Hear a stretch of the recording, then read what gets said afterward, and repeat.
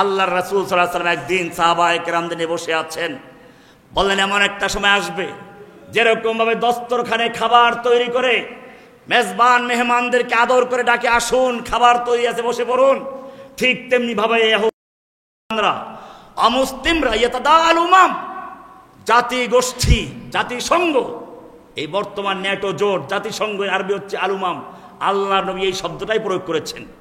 ইয়াতাদাআল উমাম, জাতিসংঘ, ন্যাটো, এরকম কাফেরদের জোট গঠন করা হবে মুসলিমদেরকে ধ্বংস করার জন্য, একে অপরকে আহ্বান করবে যেরকম ভাবে দস্তরখানে খাবার বিছিয়ে মেহমানদেরকে ডাকা হয়, আদর করে ডাকা হয়। ডেকেছে আফগানিস্তানে মুসলিমদের হত্যা করার জন্য, তারা জোট গঠন করে একে অপরকে আহ্বান করেছে। ইরাক সিরিয়ায় মুসলিমদের হত্যা করার জন্য তারা ডেকেছে, আর সেক্ষেত্রে আমাদের বর্তমান শিয়ারাও সাহায্য করেছে। ইতিহাস ভুললে চলবে না। আমরা সেজন্য বলি এখনো সুযোগ আছে। আল্লাহ সুবহানাহু ওয়া তাআলা কোরআনে বলেছেন, ওয়ালা তাহিনু ওয়ালা তাহজানু ওয়া আনতুমুল আ'লাউনা ইন কুনতুম মুমিনিন, তোমাদের কোনো ভয় নেই, তোমাদের কোনো চিন্তা নেই, তোমরাই থাকবে বিজয়ী, তোমরাই থাকবে উচ্চাসনে, ইন কুনতুম মুমিনিন, যদি মুমিন হতে পারো, সত্যিকার আল্লাহর প্রতি ঈমান আনতে পারো, ঐক্যবদ্ধ থাকতে পারো, তোমাদের কেউ পরাজিত করতে পারবে না। আল্লাহ বলছেন, যালিকা বিআন্নাল্লাহা মাওলাল্লাযীনা আমানু ওয়া আন্নাল কাফিরিনা লা মাওলা লাহুম, কাফেরদের অস্ত্র আছে, জনবল আছে, পারমাণবিক আছে, কিন্তু জেনে রাখো ওদের সব আছে, মাওলা নেই, তোমাদের কিছু নেই। যালিকা বিআন্নাল্লাহা মাওলাল্লাযীনা আমানু ওয়া আন্নাল কাফিরিনা লা মাওলা লাহুম, কাফেরদের কোনো মাওলা নাই। বিএনপিরও বোঝা উচিত বাংলাদেশের, হাসিনা ইন্ডিয়াকে খুশি করতে পেরেছে কিভাবে?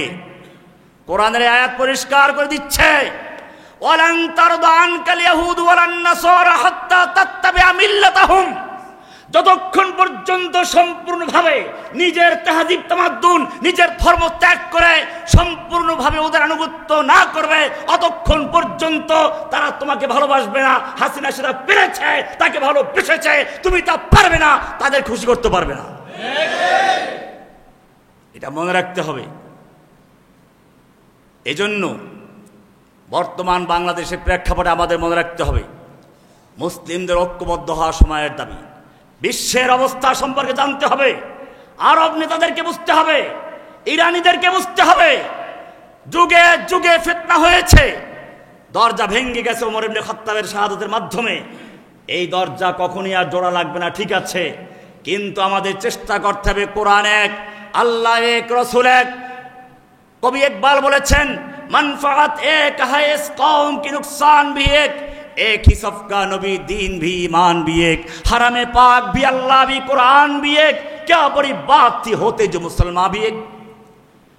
আমাদের সকলের আল্লাহ এক, নবী এক, রসুল এক, কাবা এক, হারাম এক, সব কিছু এক, মুসলিমরা কেন ভিন্ন ভিন্ন থাকবে? কোরআন বলছে, ওয়াতাসিমু বিহাবলিল্লাহি জামিআন ওয়া লা তাফাররাকু, হে ঈমানদারগণ, যারা কোরআন বিশ্বাস করো, আল্লাহকে এক মান, আল্লাহ মানো, রাসূল মানো, যারা ঐক্যবদ্ধ হয়ে ইসলামের জন্য সালাত আদায় করো, সিয়াম করো, জেনে রাখবে ওয়াতাসিমু বিহাবলিল্লাহি জামিআ, তোমাদের পারস্পরিক দলাদলি ভুলে গিয়ে, মতবাদ ভুলে গিয়ে, ওয়াতাসিমু বিহাবলিল্লাহি জামিআন, আল্লাহর রজ্জুকে ঐক্যবদ্ধভাবে ধারণ করো, ঐক্যবদ্ধ হয়ে ধারণ করো, ওয়ালা তাতাফাররাকু, বিচ্ছিন্ন হইও না। কেন বিচ্ছিন্ন? সমস্যা কি হবে? আল্লাহ কোরআনে পরিষ্কার করে দিয়েছেন, ওয়ালা তানাজাউ, খবরদার তোমরা পরস্পর ঝগড়া করো না, মারামারি করো না। তোমরা ঝগড়া করেছো সেই জঙ্গে সিফিনে, ঝগড়া করেছো সেই জঙ্গে জামালে, ঝগড়া হয়েছে তোমাদের শিয়া সুন্নি, বারবার তোমরা পরাজিত হয়েছো। ওয়ালা তানাজাউ, খবরদার তোমরা পরস্পরের ঝগড়া করো না, বিবাদ করো না। ফাতাফশালু, কোরআন বলছে তাহলে তোমরা দুর্বল হয়ে যাবে, হীনমন্য হয়ে যাবে। ওয়া তাযহাবা রিহুকুম, দুশমনদের অন্তর থেকে তোমাদের প্রভাব নষ্ট হয়ে যাবে। দুশমন তোমাদেরকে পাত্তা দিবে না, ভয় করবে না। পরিষ্কার হয়ে গেল আজকে যে কাফেররা আমাদেরকে ভয় করে না, কারণ হচ্ছে মুসলিমরা ঐক্যবদ্ধ নেই। বাংলাদেশে যদি সত্যিকার অর্থে আলেম ওলামা, এদেশে প্রায় 3.5 লক্ষ মসজিদ, কয়েক লক্ষ মাদ্রাসা, আলিয়া কওমিয়া, লক্ষ লক্ষ আলেম, লক্ষ লক্ষ হাফেজ কোরআন, লক্ষ লক্ষ মুসল্লি, এই সব যদি সত্যিকার অর্থে আল্লাহকে ভালোবাসতো, আল্লাহর দিনের বিজয় চাইতো, তাহলে এই দেশে আল্লাহর কোরআন ছাড়া অন্য কোনো রাজ, অন্য কোনো শাসন থাকতে পারে না। কিন্তু কেন?